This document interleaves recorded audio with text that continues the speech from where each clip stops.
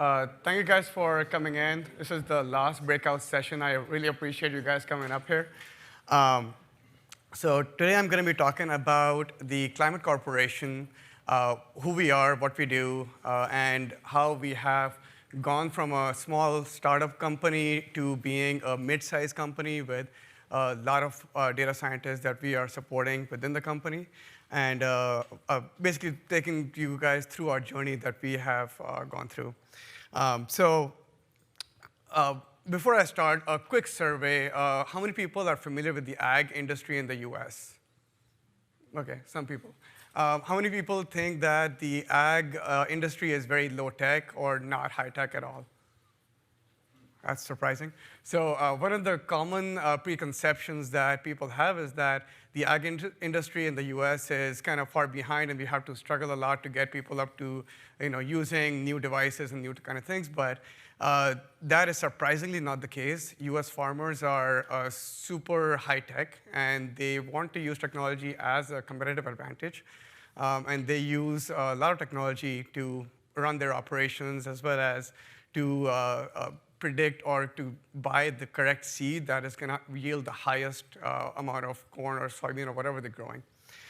So as the Climate Corporation, one of our goals is to provide digital tools that will help the world's farmers understand their fields in ways that have never been possible. We have a Canvas device that ties into the tractor or combine directly, streaming data into our systems and making the visual data available in the combine so that when they're going through the field, they can see live data coming in. They can see how their planting is going. They can see how harvesting is going in a real-time fashion. We have data analysis tools that allow a farmer to be sitting in his own office while he has a farmhand who's going and running the planter through the field, and he can see in real time how his operation is going. They can also do comparisons where they can compare how planting data is affecting the harvest, whether a specific fertilizer in one area has affected how the yield is in that area. And they can do a lot of different kind of comparisons. On the advanced side, we have these advisors that allow things like nitrogen management, which is basic. Nitrogen is it's a critical input into the field. If you put too much nitrogen, it makes the crops go taller, but it does cost a lot of money. So optimizing those inputs is really critical for a farmer's operations. Because generally from a farmer's margins, they're quite low. So they have to make sure that they're optimizing how much money they're putting into the ground versus how much they can actually get the yield out of. We have, recently we did a Seed Advisor beta release last year, which basically uses 10 years of research data that we've had as part of our parent company. And we've used that to predict the best seed product to put on a farmer's land, depending on what type of soil he has, what the weather predictions are, what type of brand preference that they have. And they can basically plan that to get almost a 10 bushels per acre advantage over the next competitor. So a brief history of the Climate Corporation. We were founded back in 2006 as a 30-people company.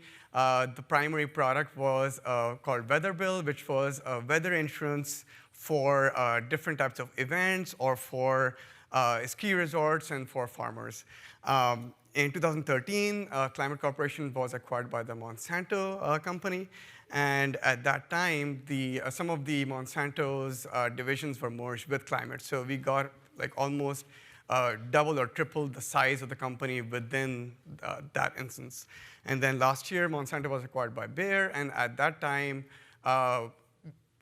Climate FieldView is like the de facto product that is going to be used by Monsanto's or by Bayer Crop Sciences operations, which are worldwide.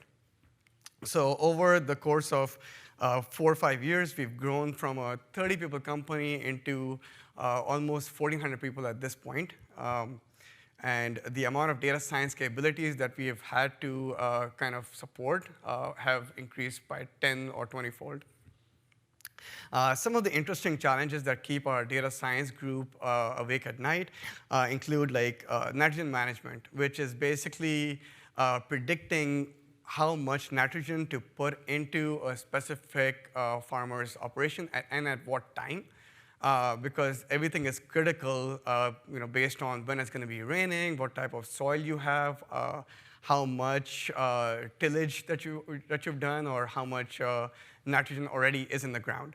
So that's a pretty complex challenge, and we have advisors that enable users to know how much to put in the ground, and that's going to be the optimal amount.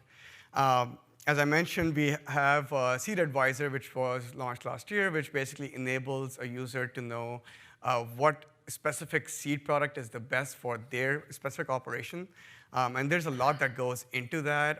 We have elevation data coming in. We have soil data coming in from the US government. We have weather-based information, and as well as all the grower data that comes into the Climate Corporation using our tools, as well as the research data that goes into this model. So there's a lot of different kind of inputs that go into this model to make it work as expected. Something that we are looking into now is the predicting yield based on imagery data.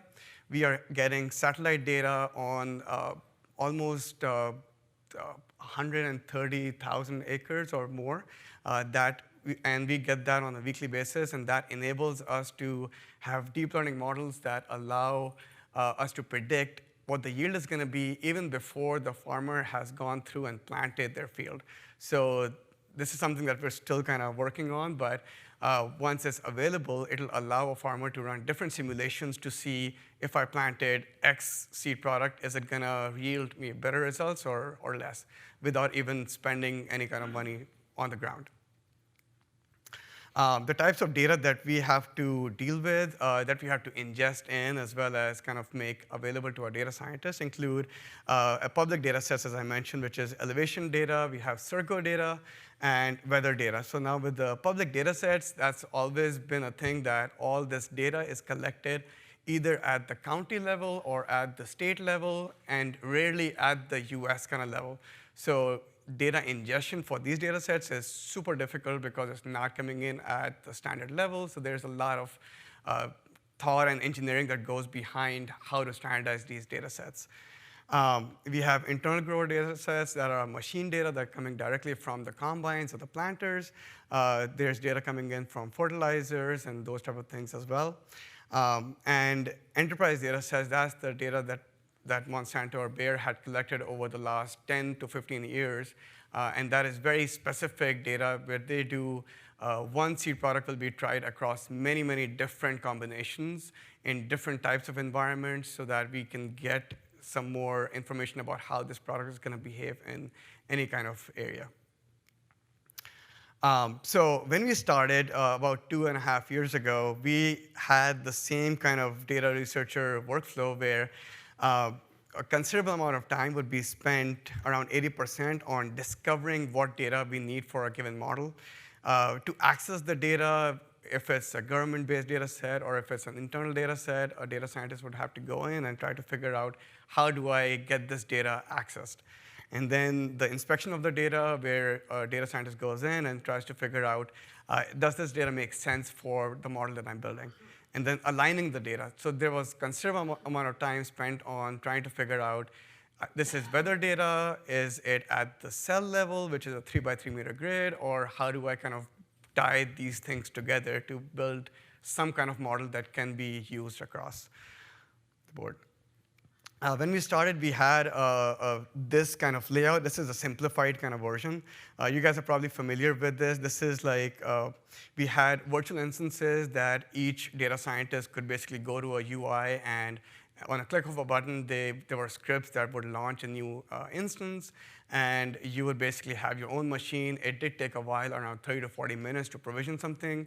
And when it was built up, you would have all the default scripts, like Python packages and RStudio and everything installed on it, Jupyter. From a data collection perspective, the science teams would write their own kind of Python code to go reach out to different services, download the data to their machine, and then run some kind of model. So this was a very repetitive step. There were some data sets on S3, and they would basically know by tribal knowledge where those data sets were. So this worked for the most part. So they could basically have different models running. They could have stats models or whatnot, and they could basically move forward and get something out to production. But it was more like a throw it over the wall kind of production deployment that people would have to do. And there were instances where some people would need to get a new virtual machine. Maybe they wanted more hardware space. Maybe they wanted more CPU or more memory. They would get a new instance, and then they would leave the other instance alive, and it would be costing us money over time because nobody is going and killing it. We had some scripts in place, but we did not know if one person had multiple machines on purpose or whether they basically just had forgotten about those. So that was causing a lot of issues over time. And eventually, this became unmanageable because we had a lot of different researchers coming in. Everybody was downloading data in a different kind of manner. Everybody was standardizing how their data set was across one group. Sharing was very, very difficult. So as we thought about the problems that we were seeing and how to evolve, these were some of the problems that we kind of spent a lot of time thinking through. There was too much time spent on discovering and accessing and aligning data. There was a lot of time due to lost configuration of servers, and by that I mean that from an engineer coming in from supporting all the instances, one typical kind of thing that would come up is a data scientist went in and they wanted to upgrade one Python package. And they did that, and then nothing worked on their instance. And from a support engineer perspective, the only thing that we could do at that time was say, just launch a new instance and then just try one thing or try this other thing. And that would be a lot of wasted time in doing that. We had organizations within Climate, but we did not really have that concept in the provisioning of the virtual instances. So it wasn't easy to manage those type of resources by organization.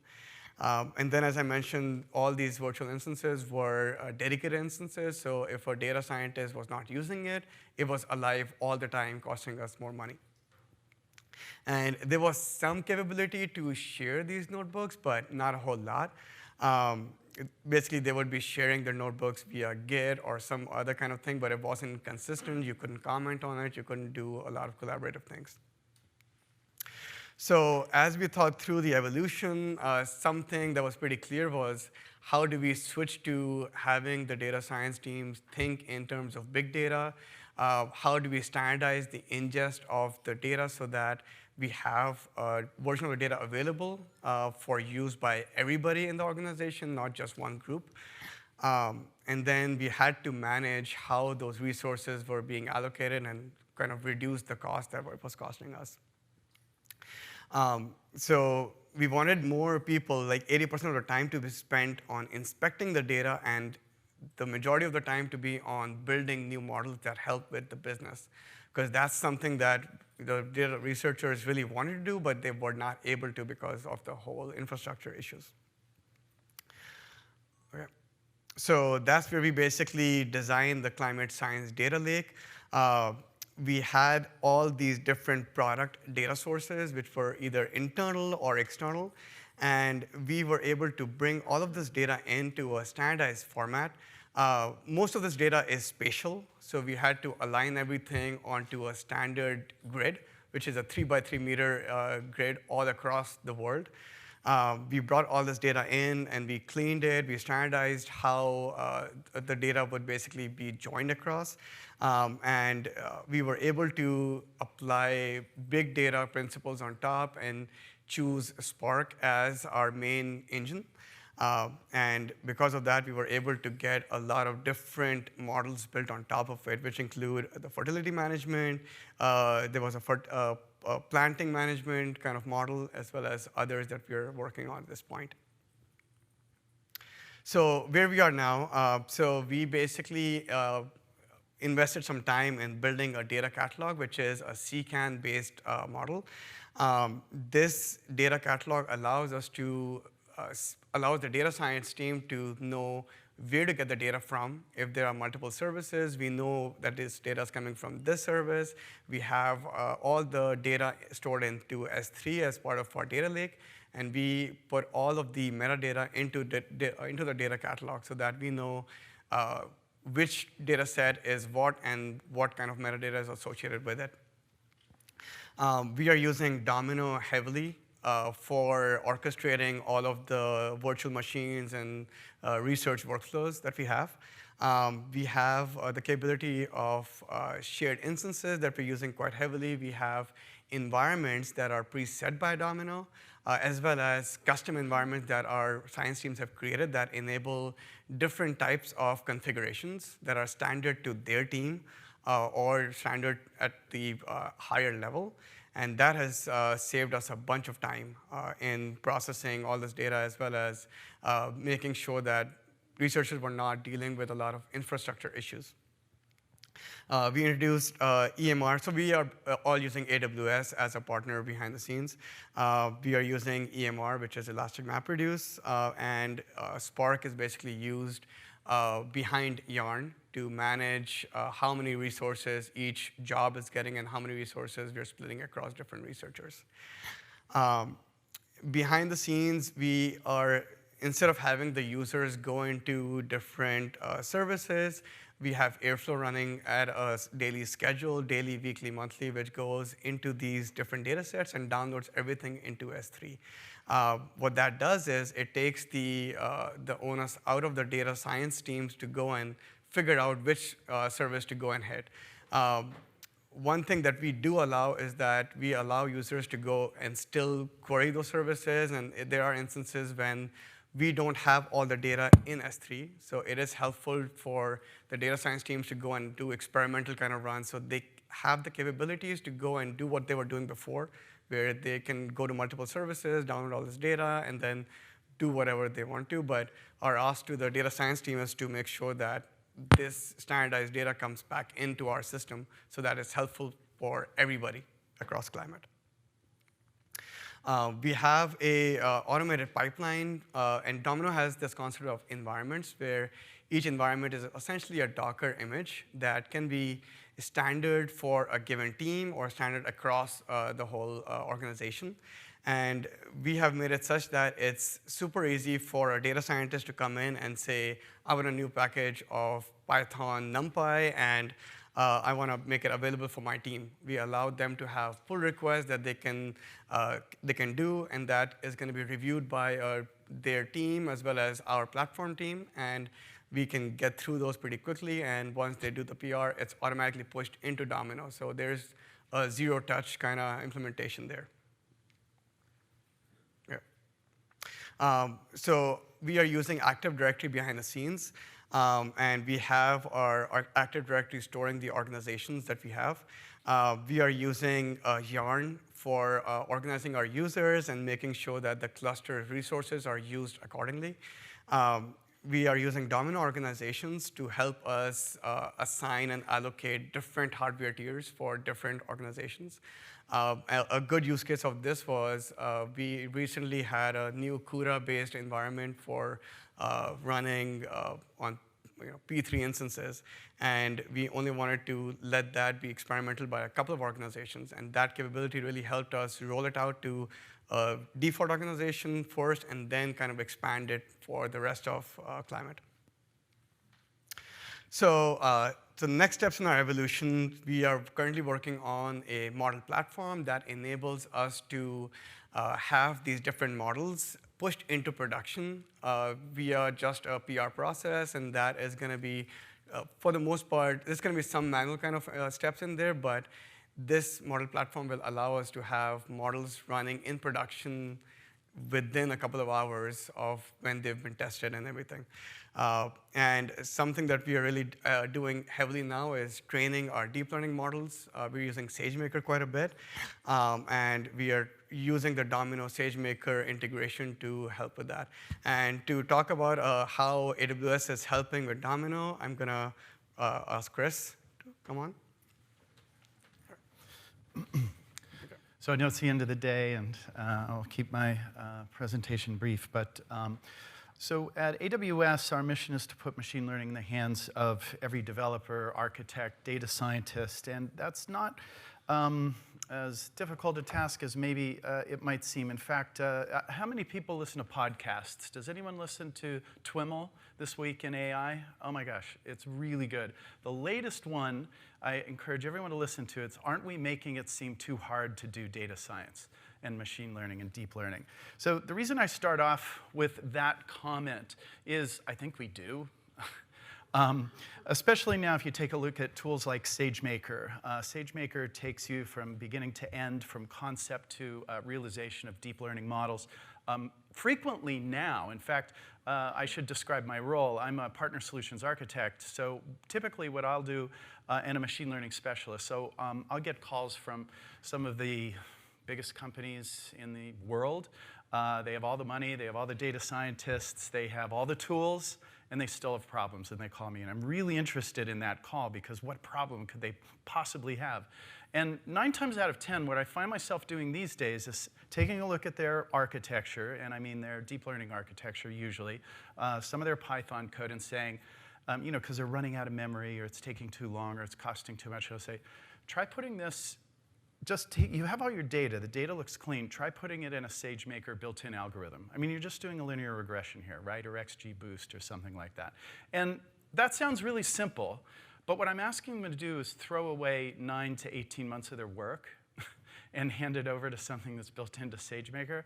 But 9 times out of 10, if not 99 out of 100, it runs faster, it runs cheaper, et cetera. So like I said, I just want to get right to the gist of you know, what I want to say, and that's really it. But let me just cover a few things. There's more machine learning going on AWS than any other platform, hands down.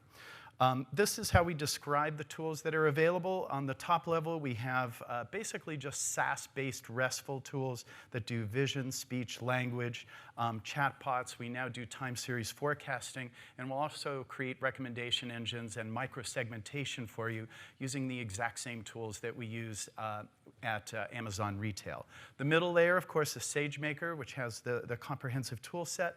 And then on the bottom, it's probably what most people are used to when they think about AWS, the compute. We have a non-prescriptive approach to providing tools. That is, we don't require that anybody use MXNet, for example, even though we contribute more to that open source project than any other machine learning project. I personally prefer PyTorch. And if you are part of the Amazon Partner Network, we do webcasts every 2 weeks. The one I just did last week was PyTorch in the Enterprise. So we do really just try to encourage whatever it is that you're using. By the way, I mean, just PyTorch is ascendant. I mean, it's just, it's kind of like, I guess the joke would be, you know, like a popular restaurant. It's so popular, nobody goes there anymore. It's kind of the way TensorFlow's become. But that said, PyTorch is just everywhere. So there was a real need to discuss, you know, there aren't a lot of enterprise tools. How do you get that out there? So that's the kind of stuff that we cover. When we pipeline together these top-level tools, sort of the icing on the cake, so in this instance, using recognition and comprehension, we can do things to do 2 or multi-factor security for our customers. When we put our workflows together, using content moderation and ad insertion, et cetera.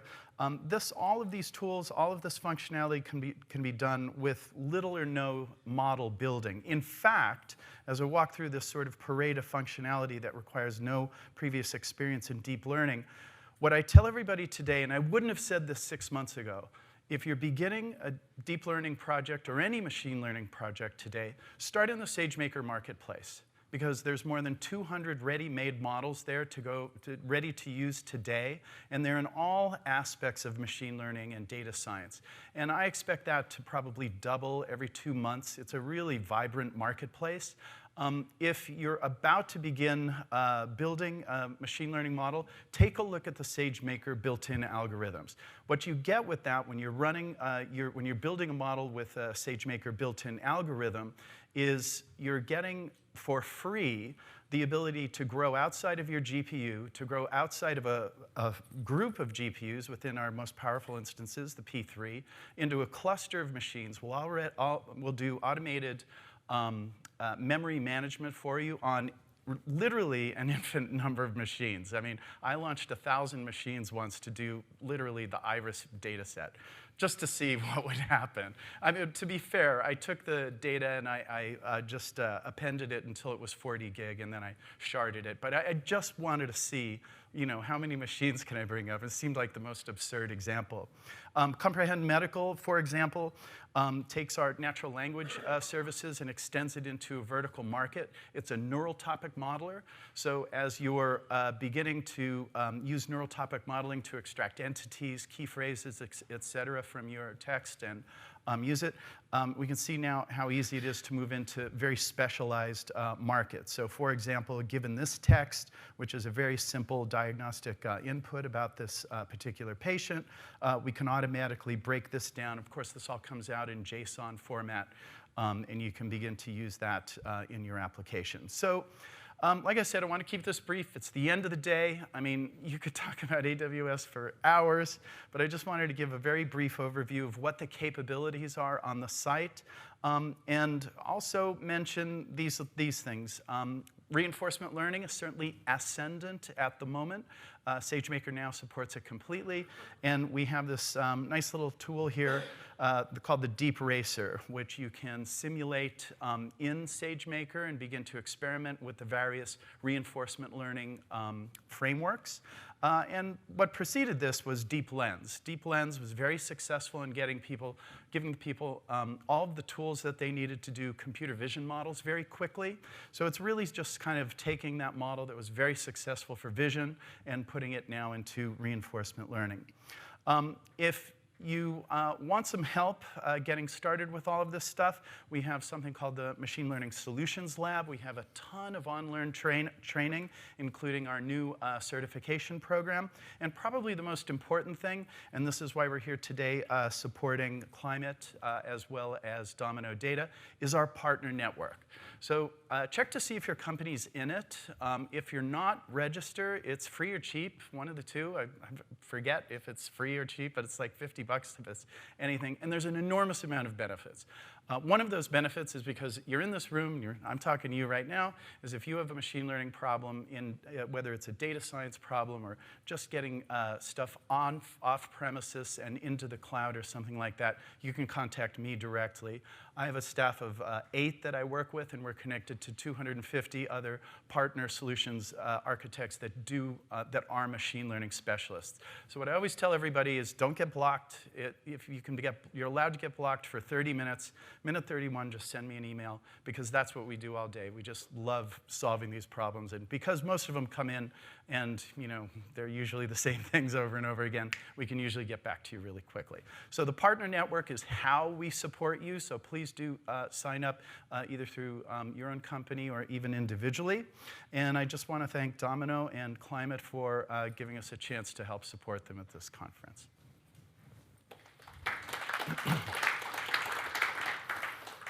We have some time for questions, if you guys have any. Oh, go ahead. So I remember your architecture diagram for when you were showing the Docker containers, the data analysis environment for each analyst. So I guess I didn't see it there, but what is the front end of an analyst to connect to this Docker container? So generally in Domino, a data scientist could come in and they can launch either a Jupyter notebook, or they can basically just launch a terminal session. And essentially, it uses that Docker image to launch a new Docker instance, and they can SSH into it, or they can just have a PySpark session running, and that connects back to an EMR cluster, so they can run Spark jobs on top of it. So if they want to do like site experiments, like you were saying, that they don't have to be constricted by using S3.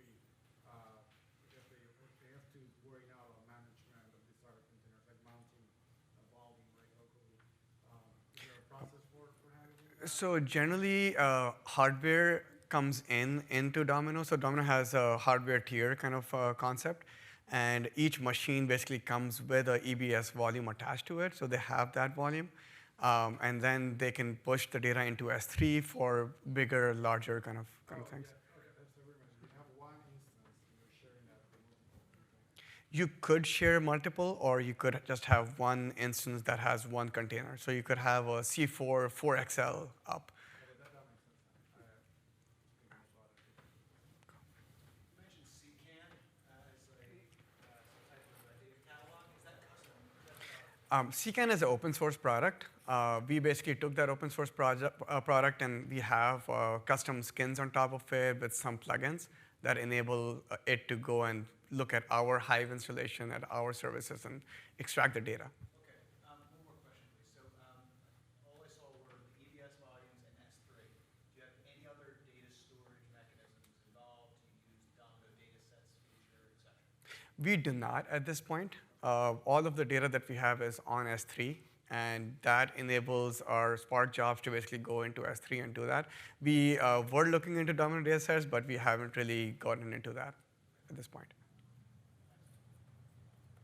I guess as a follow-up to that, so how do your data scientists locate the data in this giant, presumably pretty giant S3? Is there a wiki Yeah. or something? So we have our documentation pre-built. We have Hive tables on top of all the S3 data, and we have automated documentation that flows into a team-based page, and they can look at all the Hive tables with the Hive mappings. They can go search across different data sets, and so that's the way that they would basically go and discover what data sets are available. They can also use the Hive catalog to basically show them all the tables that are available.